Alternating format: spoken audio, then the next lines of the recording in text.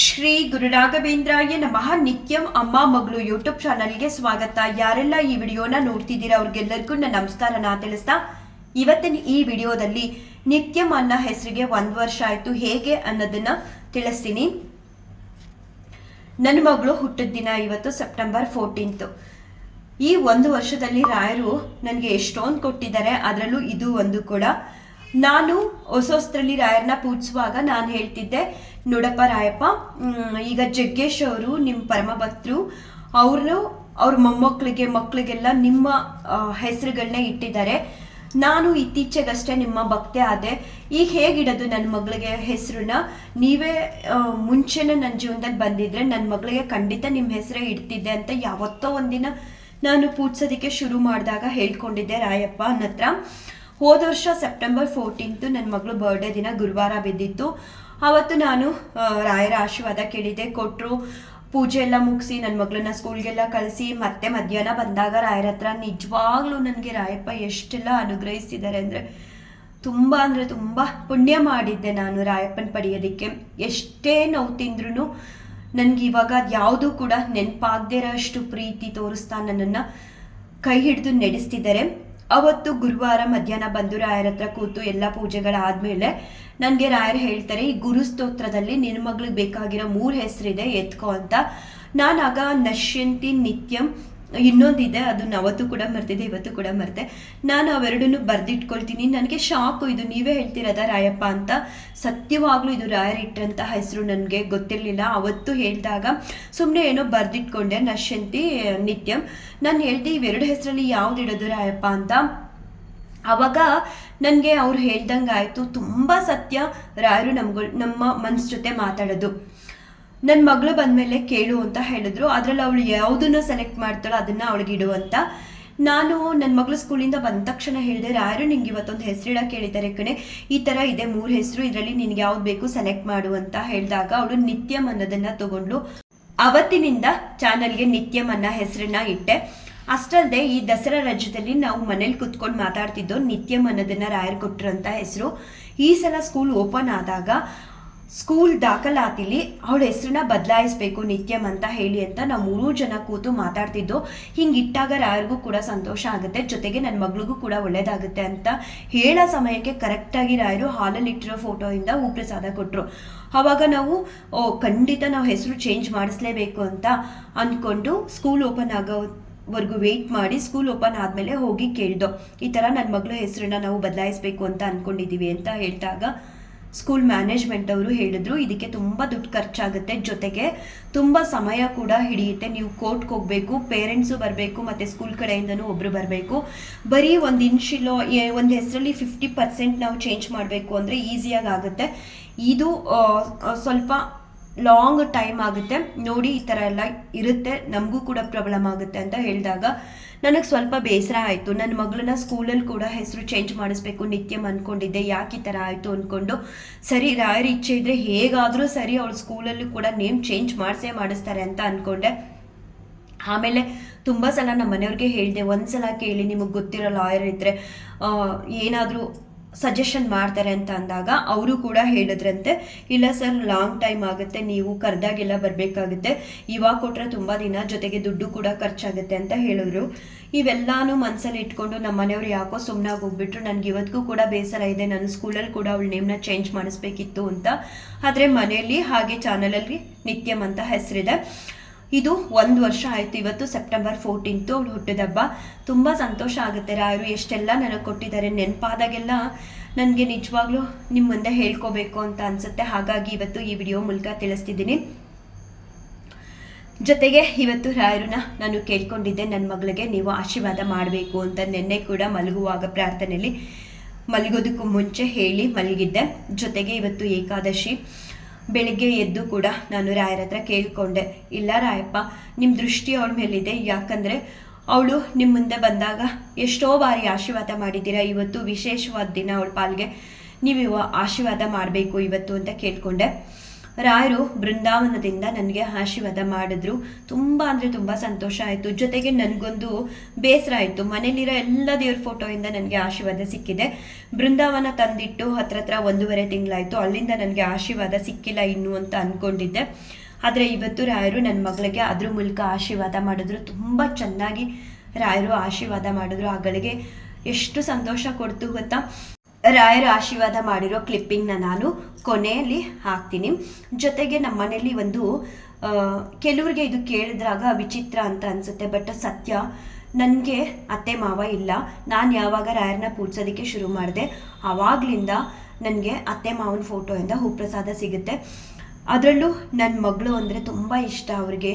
ಅವರು ಅತ್ತೆಯವರು ಬದುಕಿದಾಗ ನನ್ನ ಮಗಳನ್ನ ನೋಡಿರಲಿಲ್ಲ, ಮಾವ ಅವ್ರು ನೋಡಿದ್ರು. ಆದರೆ ನಾನಿವತ್ತು ಅವ್ರ ಫೋಟೋಗೆ ಹೂ ಮುಡಿಸಿ ನಾನು ಕೇಳಿಕೊಂಡೆ, ನನ್ನ ಮಗಳಿಗೆ ನೀವು ಆಶೀರ್ವಾದ ಮಾಡಬೇಕು ಅಂತ ಹೇಳಿ ಕೇಳ್ತಿರೋ ಸಮಯದಲ್ಲಿ ಒಂದು ಹೂನ ಅಲ್ಗಾಡಿಸಿದ್ರು. ಆವಾಗ ನಾನು ಕ್ಯಾಮ್ರಾ ಹಿಡ್ಕೊಂಡಿರಲಿಲ್ಲ.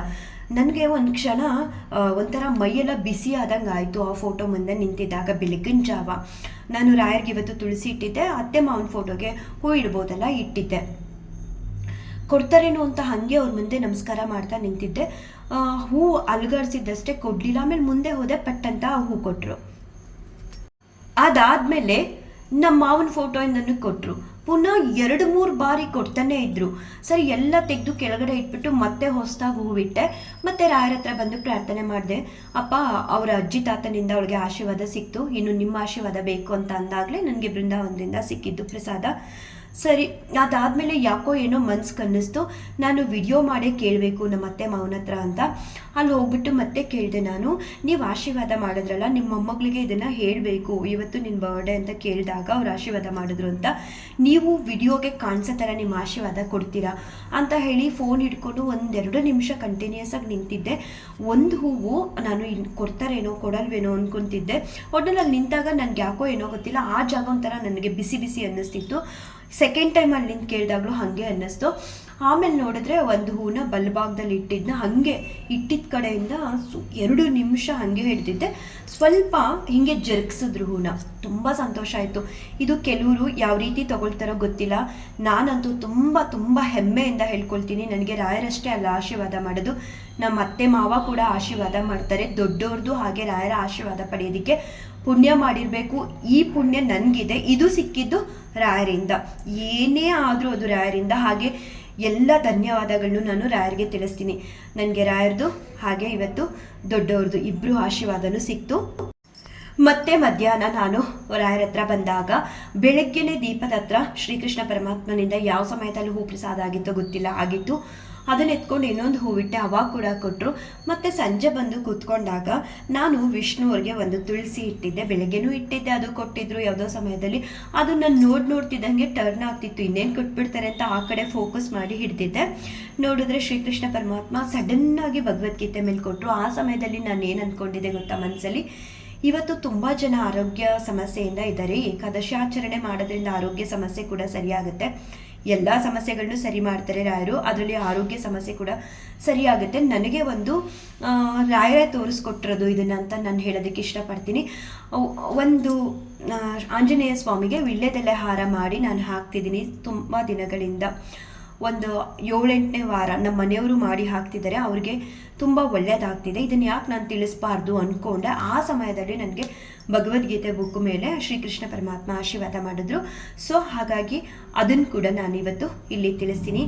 ಆರೋಗ್ಯ ಸಮಸ್ಯೆ ಒಂದೇ ಅಂತ ಅಲ್ಲ, ಯಾರಿಗೆಲ್ಲ ಸಮಸ್ಯೆ ಇದೆ ಅವರು ರಾಯರ ಹತ್ರ ಬುಧವಾರ, ಇದು ನನ್ನ ಸ್ವಂತ ಅನುಭವ, ನನಗಾಗಿರೋದು ಇದೇ ಮೊದಲನೇ ಬಾರಿ ನಾನು ನನಗಾಗಿರೋಂತಹ ಒಳ್ಳೆಯದನ್ನ ತುಂಬ ಈಗ ಪೂಜೆ ಮಾಡ್ತಿದ್ದೆ, ಹೇಳ್ಕೊಳ್ತಿದ್ದೆ.